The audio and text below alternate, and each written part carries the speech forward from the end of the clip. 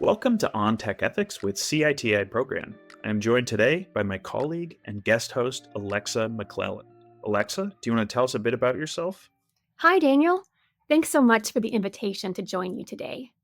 I am the Associate Director of Research Foundations here at CITI Program, where I develop and manage content in core areas such as human subjects research, animal care and use, responsible conduct of research, and conflicts of interest reporting.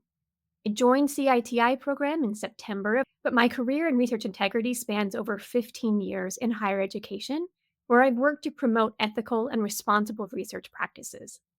I'm passionate about fostering integrity in research and supporting the individuals and institutions that uphold these vital standards.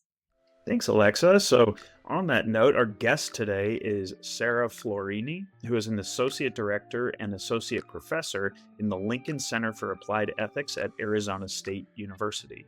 Sarah's work focuses on technology, social media, technology ethics, digital ethnography, and Black digital culture. Among other things, Sarah is dedicated to fostering critical AI literacy and ethical engagement with AI and machine learning technologies. She founded the AI and Ethics Work Group to serve as a catalyst for critical conversations about the role of AI models in higher education. Today, we are going to discuss the importance of fostering AI literacy in research and higher education. Before we get started, I want to quickly note that this podcast is for educational purposes only. It is not designed to provide legal advice or legal guidance. You should consult with your organization's attorneys if you have questions or concerns about the relevant laws and regulations that may be discussed in this podcast. In addition, the views expressed in this podcast are solely those of our guest. And on that note, welcome to the podcast, Sarah. Hi, thank you for having me. I'm excited to be here. Yeah, it's a pleasure to have you on. So, just to get started, can you tell us more about yourself and your work at Arizona State University? Sure. I mean, you covered a lot of it in that very lovely intro that you gave me. But my work falls into what I might broadly call critical technology studies. So I'm interested in the ways that technology interacts with society and culture. My work has focused on race heavily, but I also do tech ethics, which I come to via research ethics as an ethnographer. So I've done a lot of work around research ethics and translating ethnography into digital spaces. And so now that we're in this moment where AI is looming large, I've sort of transitioned into what seems like a pivot, but actually isn't, because a lot of the issues that come up with AI, things about data, algorithms, platforms, ethics, privacy, all of that are pretty much in the purview of my larger discipline. And so once AI really became a major issue, particularly here at ASU, where we're very on the cutting edge of exploring what AI can mean for universities, for higher education, for research, I really became heavily involved in trying to be part of those conversations. That's great. Thank you so much, Sarah. I'm curious, how do you define AI literacy? It's a tricky question. So, the first thing I will say is that often when people talk about literacy, they really are referring to skills and competencies, right? How do we use these things? What are the skills that we need? And I would argue that literacy is a much broader concept, that we'd be well served to think about it as understanding these technologies in their social, cultural, and economic contexts. And I say economic because a lot of AI tools are products, right? They're part of our economy. That contextualization is really important for understanding what these tools are, what they aren't, what they can do, what they can't do, what are the benefits and the drawbacks. For example, there's a lot of concern right now about how resource intensive a lot of AI models are and the contributions to climate change. But it's a really tricky question, because I should just start by sort of saying that I believe that AI is a little bit of a meaningless term, which makes these conversations difficult. It's more of a branding term. And if you look at it even now, all of these different technologies, everything from, generative AI like ChatGPT that's making language, to AlphaFold, which is Google's project looking at protein folding of human proteins, all of these things get lumped under the category of AI. And actually, a lot of technologies that we used to call machine learning, that we used to call algorithms, are now getting called AI. So AI literacy is tricky because when you say AI, a lot of people will think of a lot of different things. So, with that in mind, and given that the focus of our conversation today is AI literacy in research and higher education, can you just give us a quick overview of some of the main ways in which AI is currently being used in those areas? Uh, sure. And I think I'm probably going to persist in this annoying assistance that AI is a difficult term. But when we're thinking about research in higher education, again, it depends on what you mean by AI. So there is a long history of using AI machine learning technologies to process large amounts of data. So researchers are definitely still pursuing that as new AI models come out. We're seeing with social sciences the rise of software AI models that will help you label and code. So, for example, social scientists often have a huge amount of data that is taken from whatever social situation that they are studying. And then they code it according to different themes, concepts, ideas. And that is hard to do at scale with just humans. So there are AI models that are allowing for that kind of coding to take place on much larger sets of data. And then, of course, there's generative AI, and the uses there are much less clear. In particular, large language models like ChatGPT are being explored at universities. It is quite controversial. People are experimenting with how do we use it in teaching? Can we use it for personalized tutoring? Can we teach students to use it as a writing aid? Some researchers are even using it in writing their own papers, their own research for publication. All of this is quite controversial, and there's a wide range of opinions. And it is still very much field by field and discipline by discipline on what is considered acceptable. And it's still very much being negotiated. So, do you feel that there's a greater need for AI literacy in certain fields or among certain groups, or is it just kind of across the board that AI literacy needs are the same? I think that the AI literacy needs are the same, depending on what kinds of tools you're talking about. If we're talking about generative I think that those needs are pretty much the same, that people need to really understand that these tools have severe limitations. One of the ones that people often speak about is something called hallucinations. I don't love that term. I think it anthropomorphizes the technology. I tend to use the term fabrication, but these large language models are really predicting what is the most likely statement to be made in response to the prompt that you give them. So they're going for convincing, not necessarily accurate. And so sometimes they will just make things up that are completely untrue.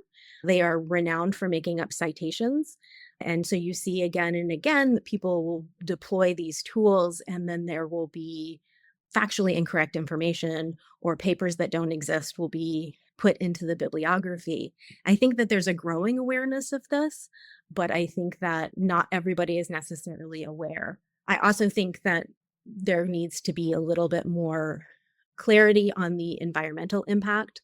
Large language models are large, it's there in the title, and that right now the approach to improving them is to continue to scale, to continue to make them bigger, more data, more computing power, which means more energy and means more water often to cool.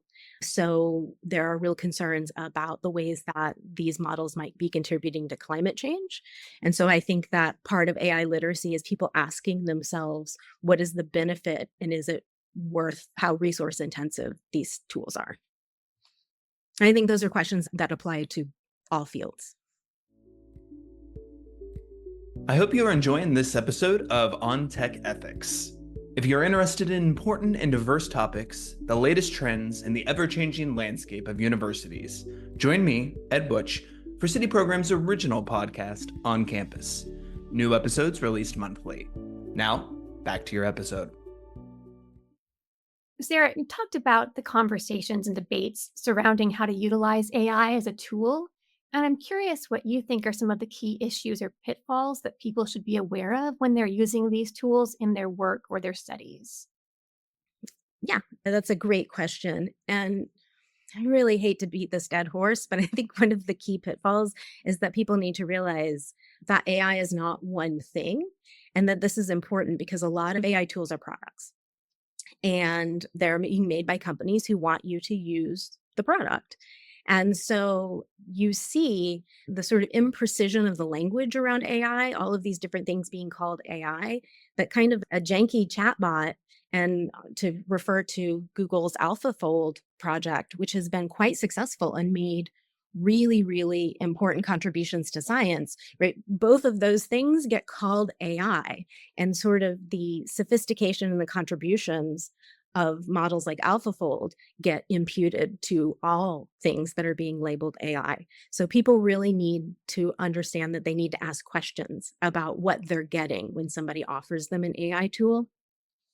And I also think that we need to demystify a little bit and embrace the idea that maybe using AI is not going to give you a better result, might be worse, particularly given the hallucinations of generative AI, but it also might not be that useful. One of my favorite examples of this is DeepMind. There was a lot of reporting about a year ago that DeepMind created 380,000 new materials for material scientists to look at. It's like, okay, 380,000 new materials. Now, what do you do with a list of 380,000 new materials? Somebody has to go spend time going through that, figuring out what is useful. So, have you really helped yourself by using this model? And then, of course, there was reporting that said, oh, 24 of these materials are completely novel, never heard of before, never known. And then the chemists got involved and said, oh, no, actually, that's not true. And so now there's some controversy. And so these tools can be profoundly useful. But I think that we also need to really ask ourselves, what does this thing do for me? And is it actually going to make my project easier, my life easier? The other thing that I think is a pitfall that people should be aware of, again, with generative AI, Tracy McMillan Cotton just published an op ed in the New York Times that I love, where she referred to AI as mid, that everything is just kind of this middling technology. And I think that's a great way of thinking about generative AI because it churns through language and it's designed to use probabilities to figure out. You give it a prompt and then it thinks, "Meh, what is the most likely response to this prompt?" So it's going to be the thing that is most probable, sort of most mid, right? It's not going to be particularly innovative, particularly, cutting edge. It's just going to give you kind of like a general, okay, average response. And so if you're a researcher using these tools, that's an implication that you want to think about, that and the hallucinations, and of course the environmental tolls. And so I think that those are really the four big pitfalls that I try to highlight again and again in my conversations with folks. That is such a great quote. I love the description of AI as mid. I think that really positions it in a different light. But as a follow up, what role do you think that AI literacy might play in overcoming some of these issues that you just mentioned? Yeah. And so, of course, I favor my definition of literacy, which is moving beyond skills and competencies and really thinking about these things in context. And if you take AI literacy to mean that, then suddenly it helps you demystify. It helps you sort of get outside of the hype of the marketing. And also, just we're having this cultural moment where everyone is excited about AI. And I think thinking about things in context, thinking about the social, cultural, historical, economic implications really helps you demystify and step away from the hype. I do think, of course, for AI literacy, you do need to have some basic understanding of how these technologies work, right? That they're trained on data and you need to think about where the data comes from and how it gets gathered and labeled. And you need to think about the way machine learning works. Some basic overview of how these technologies work, I think, will be really, really useful. So, in addition to demystifying, I also think sort of understanding the way that generative AI works, its limitations, and the way that it relies on making probable guesses about what is the most likely response to a prompt. I think that's also going to be something that would really help people overcome any kinds of issues around using these technologies. One of the things that we're starting to see some data on is homogeneity and outputs. We're seeing this with large language models. We're also seeing it with generative AI that creates images. And so I think when people start to understand these things beyond just prompt engineering or skills or competencies or how do I use these things, really empowers them to think about when and how they want to use them and when and how they don't want to use them, right? I feel like it's part of literacy is being empowered to make choices about what is going to be the most effective tool in a situation. And sometimes that is to not use AI. So, if I'm approaching this from the perspective of an educator or a learner for that matter, and I'm just getting started in trying to, increase my AI literacy, with all of those things that you just mentioned in mind, where would you suggest that I start? And then where might I go from there? So, some things that maybe you could focus on. I do think that having a basic idea of how different kinds of models work and their limitation is useful, right? That pretty much everything that we are putting in the category of AI right now is some kind of machine learning or neural network technology that is trained on data. So you can start thinking about where did that data come from? Whose data is it? What viewpoints are represented there, right? You can start thinking about the mechanics of how these things create inputs. Are they sorting through data? Are they looking for correlations? Are they making probabilistic determinations? And you can start to get an idea of how these things work and how they might be beneficial to you or not. One of the things that I do is I emphasize that these are products. And so that we need to be careful to think about when we are being marketed to and when we are getting information that is maybe not motivated by selling us a product or getting us to use a product. So I think that that's a really important thing that educators and learners can start to think about. And a follow-up question to that is, in speaking of products, is that a lot of these AI companies are now rolling out what they call reasoning models, which purport to do like PhD level analysis and things like that. So do you have any suggestions for how people, think about these different levels of AI products that are being marketed to them? Yes, I do. And that recommendation is skepticism. One of the things that happens is a new tool, a new product is rolled out. A lot of the specificity, the specifics, the technical details of that product are not made public, obviously, for business reasons. OpenAI doesn't want to show us how they do what they do because then other people could copy them, their competitors. And so then a new thing comes out, and there's a lot of claims about it, about what it can do. And then 6 months to a year later, after the researchers have had a little time to get into it, to audit it, to reverse engineer it, all of the limitations start coming forward, right? But by the time that happens, there's a new product and a new thing that everyone is breathlessly excited about. And so, as far as I have seen OpenAI's, it's O1, and there's the new GPT model that they say are reasoning models. I haven't had a lot of time to dig into that, but the claim of PhD level education or PhD level thinking is something that AI researchers have been making for decades. I mean, they were saying this about chemistry models in the mid 20th century, right? So, this idea that something is a PhD level intelligence, this is not a new claim. And most claims that are being made today are not new claims. And of course, yes, the technology is more advanced now than it was in the 1960s and 70s. But the fact that every time there's a new thing, it is the thing. It's now we have real intelligence. Now we have PhD level intelligence.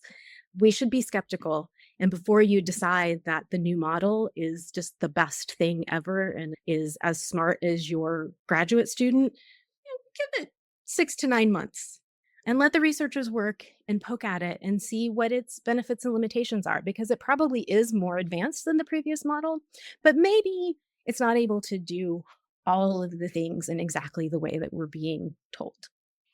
So, Sarah, if our listeners want to dig a little deeper into this topic, Are there any additional resources where our listeners can learn more about AI and the issues that you discussed today? Sure. I mean, if you want a basic technical understanding of the things that I mentioned, like data, training, how these models work, that's pretty easy to find. A lot of organizations have put out really great explainers that you can find quite easily by searching for them. I would just recommend that you're making sure that you're getting it from a university, a nonprofit, right? Some people who are researchers. Don't look for that information from the companies who are making the technology. But beyond that, because my investment in literacy goes beyond just the technical aspects, I have a range of resources that I recommend to help people start understanding those social, cultural, historical, and economic intersections with technology. One is the Distributed AI Research Group, DAIR, DAIR, and they're doing a lot of really great work about technology and AI and thinking about it outside of commercial markets. So their website has a lot of great resources, and they're definitely people to keep your eye on. They also have this great podcast called Mystery AI Hype Theater 3000. If you or any of your listeners remember Mystery Science Theater 3000, where they showed the old movies and kind of made fun of them a little bit, that's the inspiration, right? And so it's a little bit cheeky, it's a little bit goofy, but they really do a great job. It's Emily Bender and Alex Hanna, and these are both people who have deep technical knowledge in the field of AI, but also have training in linguistics and sociology. And so they are great at going through the latest tool, the latest story, the latest whatever, and really deconstructing it in a fun way and explaining, here's where what the hype is and here's what it can actually do. I would also recommend Paris Marx's Tech Won't Save Us, which is another podcast. They've covered a lot of topics you can go back through and you can find topics that you're interested in about the how intensive data centers are, or different the economic models of AI companies, and find a lot of good information there. And I recommend these resources because I think leveraging into those broader contextual ideas is a harder thing for people to do. But I think that it is really, really important for literacy. And these are kind of interesting and fun resources. You can just, pop on your headphones while you're doing the dishes. Those resources sound really great. I'm going to look at the Mystery Science Theater one. I was a fan of that growing up for sure. So sounds interesting. So thank you so much for those additional resources. Yeah, and we'll absolutely be sure to include links to those in our show notes so that our listeners can check those out. So, on that note, I know we've covered quite a bit of ground in our short time here today, but do you have any final thoughts that we've not touched on? I guess I'll just end by saying that I do recommend skepticism, and maybe I've seemed a little negative on AI throughout this. And I do want to say that there are a lot of really impressive advances in technologies that are happening, and we are kind of in an interesting moment around these technologies. And so I don't want to take anything from that and from the people who are making these models, but I do think that we are also in a real profound moment of hype, and that it's important for all of us, but particularly researchers, educators, and students, to develop the ability to see through that hype. And I find that depending on where you get your information, the folks that are actually making these tools, making these models, who are machine learning and AI experts, tend to, when you talk to them, have a much more pragmatic view of these technologies. And it really is sort of in more popular culture and in marketing that you're getting this idea pushed that, these are basically miracle everything machines that are going to solve all of your problems and be able to do everything for you. And so I think that it's important for us to try and shift who we're listening to the people who are a little more measured and have a better understanding of these technologies. And I think if we can do that, then everyone will be much more well positioned to understand what AI is going to be useful for them and what maybe is going to give you 380,000 materials that you as a poor material scientist now have to go through, and it didn't necessarily help you, right? So that's where I would end. And I think that's a wonderful place to leave our conversation for today. So thank you again, Sarah. Thank you for having me. It's been a great time. I also invite everyone to visit citiprogram.org to learn more about our courses, webinars, and other podcasts. Of note, you may be interested in our Essentials of Responsible AI course, which covers the principles, governance approaches, practices, and tools for responsible AI development and use. And before we wrap up, we have some exciting news to share. Alexa, who's been with us on this episode, will be taking over as the new host of On Research. If you've enjoyed hearing from her today, be sure to check out On Research, where she'll be leading insightful conversations on the latest in the research world. And with that, I look forward to bringing you all more conversations on all things tech ethics.